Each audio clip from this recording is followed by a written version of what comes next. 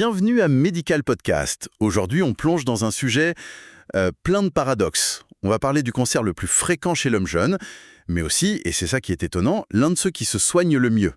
On va décortiquer le cancer du testicule en s'appuyant sur un document de référence qui nous vient d'un centre hospitalo-universitaire. Exactement. Le paradoxe, il est vraiment là. C'est une pathologie qui frappe des hommes de 20, 30 ans, en pleine force de l'âge, mais pour laquelle les avancées thérapeutiques ont été spectaculaires. Notre objectif, c'est de rendre tout ça très clair, le diagnostic, les traitements, tout le parcours de soins. D'accord. Alors, pour commencer, de quoi on parle précisément ? Alors, on parle de l'ensemble des tumeurs malignes qui se développent à partir des tissus du testicule. Le point le plus marquant, c'est sa fréquence. C'est le cancer le plus courant chez l'homme jeune, on va dire entre 20 et 30 ans. Et c'est rare en dehors de cette tranche d'âge. Oui, très rare avant 15 ans et après 50 ans.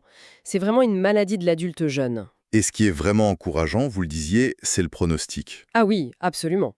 Avec un traitement qui est bien conduit, on a un taux de survie pour les cancers localisés qui atteint 98%. 98%. Oui, et il est de 90%, tout stade confondu. C'est vraiment une des grandes réussites de l'oncologie. Le document, il distingue deux grandes familles de tumeurs, c'est bien ça ? C'est ça. La grande majorité, plus de 90%, ce sont des tumeurs qu'on appelle germinales. Elles naissent des cellules qui produisent les spermatozoïdes. D'accord. Et dans cette famille, il y a deux sous-catégories. Les tumeurs séminomateuses, les TGS, qui représentent 40%, et de l'autre côté, les tumeurs non séminomateuses, les TGNS, qui constituent les 60% restants. D'accord. Alors, déballons maintenant les facteurs de risque. Qui est le plus à risque de développer ce cancer ? Le facteur de risque numéro 1, et de très très loin, c'est un antécédent de cryptorchidie. C'est-à-dire un testicule non descendu. Exactement, un testicule qui n'est pas descendu dans la bourse pendant l'enfance. Viennent ensuite l'atrophie testiculaire, un antécédent familial au premier degré, donc le père, un frère, ou encore un antécédent personnel de cancer sur l'autre testicule. Ok. Et comment la maladie se manifeste ? Quels sont les signes qui doivent vraiment alerter ? Le plus souvent, c'est le patient lui-même qui découvre quelque chose, une augmentation de la taille d'un testicule de manière isolée et surtout indolore. Pas de douleur, rien. En général, non. Il peut sentir un nodule, une petite boule ou une augmentation globale de la masse. La caractéristique principale à la palpation, c'est que c'est dur, voire très dur. On dit pierreux. Mais il y a aussi des présentations qui sont un peu moins classiques.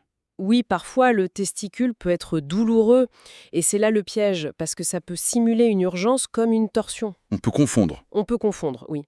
Un autre signe qui doit alerter, même s'il est plus rare, c'est la gynécomastie. Le développement des seins chez l'homme. Voilà, c'est lié à la sécrétion d'hormones, l'HCG, par certaines tumeurs non séminomateuses. Quand on voit ça, le diagnostic est presque certain. Et il ne faut pas oublier les symptômes qui sont liés aux métastases, j'imagine. Exactement. Parfois, la maladie est découverte à cause d'une adénopathie, comme le ganglion de Troisier juste au-dessus de la clavicule gauche. Ah oui. Ou alors des douleurs dans le bas du dos, des douleurs lombaires, à cause de la compression par des ganglions dans le rétropéritoine. Plus rarement, ce sont des métastases au poumon ou au cerveau qui révèlent la maladie. Le document insiste sur un point que je trouve crucial, le retard au diagnostic. C'est un point fondamental. Tout nodule testiculaire doit être considéré comme suspect. Il doit justifier une exploration chirurgicale rapide. Et l'erreur la plus fréquente, c'est quoi ? C'est de confondre un cancer avec une pathologie bénigne, comme une infection, une épididymite. On donne des antibiotiques, on attend et on perd un temps précieux. Il est prouvé qu'un retard de 6 mois au diagnostic, ça double la mortalité. Ça double la mortalité. C'est énorme. C'est un message très fort, oui. Bon, une fois que la suspicion clinique est posée, quels sont les outils qu'on a pour confirmer et puis pour évaluer l'étendue de la maladie ? Alors, on a deux examens qui sont au premier plan. D'abord, les marqueurs tumoro-sanguins. Dans la prise de sang. Voilà, une simple prise de sang. On dose l'alpha-fétoprotéine, l'AFP, la gonadotrophine chorionécumène, l'HCG, et la lactate déshydrogénase, la LDH. Ils sont utiles pour le diagnostic, mais aussi et surtout pour suivre la réponse au traitement. D'accord. Et le deuxième examen ? L'autre examen clé, c'est l'échographie scrotale. Sa sensibilité est proche de 100%. Elle confirme que la masse est bien à l'intérieur du testicule et elle permet aussi d'examiner le testicule de l'autre côté. Et le document est très très clair sur ce qu'il ne faut pas faire. Absolument. Et c'est une règle d'or. Il n'y a aucune, mais alors aucune indication pour une biopsie percutanée du testicule. Donc on ne pique pas dedans avec une aiguille, hein. Jamais. Le risque de disséminer les cellules cancéreuses est beaucoup trop élevé. La preuve, le diagnostic définitif, on l'obtient uniquement après l'ablation chirurgicale du testicule. C'est ce qu'on appelle l'orchidectomie. Une fois le diagnostic posé, il faut faire le bilan d'extension, j'imagine. Oui, tout à fait. Avec un scanner thoraco-abdominaux-pelvien pour rechercher des métastases, notamment au niveau des ganglions, derrière le péritoine et dans les poumons. C'est ce bilan qui permet de classer la maladie en stades, du stade I localisé au stade 3 métastatique. D'accord. Parlons du traitement alors. La première étape, c'est systématiquement la chirurgie. C'est exact. L'orchidectomie est le premier temps thérapeutique. Elle permet à la fois de retirer la tumeur et de confirmer le type de la tumeur à l'analyse. Et l'intervention, elle se fait d'une manière particulière? Oui, et c'est très important. Elle se fait par voie inguinale, c'est-à-dire par une petite incision au niveau de l'aine, jamais, au grand jamais, par voie scrotale pour éviter de contaminer la zone. Et avant toute chirurgie, il y a des précautions à prendre. 2 choses sont impératives. La première, c'est le dosage des marqueurs, avant l'opération.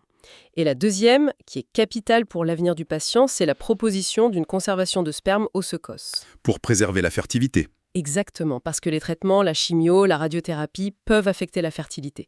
C'est une étape non négociable. Et après la chirurgie, si on est face à un stade localisé, un stade I, qu'est-ce que se passe? Alors là, la stratégie va dépendre du type de la tumeur et des facteurs de risque de récidive. Les options vont de la simple surveillance. On ne fait rien de plus? On ne fait rien de plus, mais on surveille de très très près.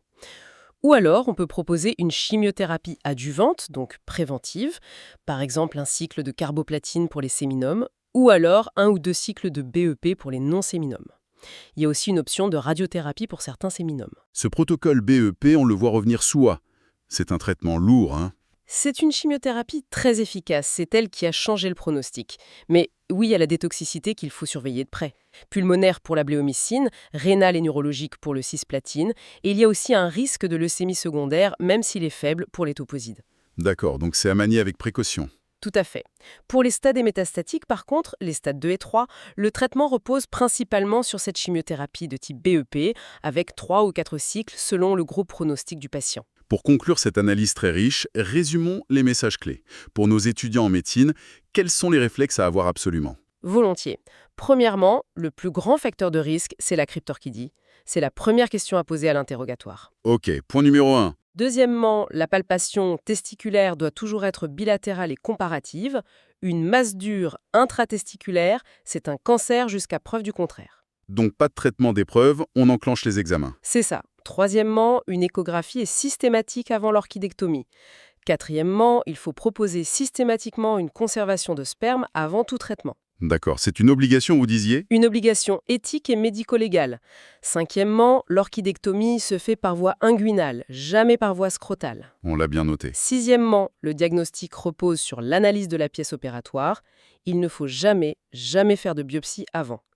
Et enfin, le point le plus positif, il faut retenir que le pronostic est excellent, même aux stades avancés. C'est le message d'espoir à retenir. Oui, et que la surveillance clinique, les marqueurs, le scanner, elle doit être prolongée sur au moins 10 ans. L'éducation du patient à l'autopalpation est aussi essentielle. Merci pour cette exploration qui était très claire. Ce qu'on retient, c'est une pathologie sérieuse, mais avec des taux de guérison qui sont remarquables, où la rapidité du diagnostic et une prise en charge très protocolisée font vraiment toute la différence. En effet. Et ça soulève une dernière réflexion peut-être. Face à l'efficacité des traitements et au rôle crucial de l'autopalpation, comment on peut encore améliorer la sensibilisation du public pour réduire ce délai au diagnostic qui, on l'a vu, a un impact direct sur la mortalité? Trouvez-nous sur Medical Podcast sur YouTube pour plus de résumés.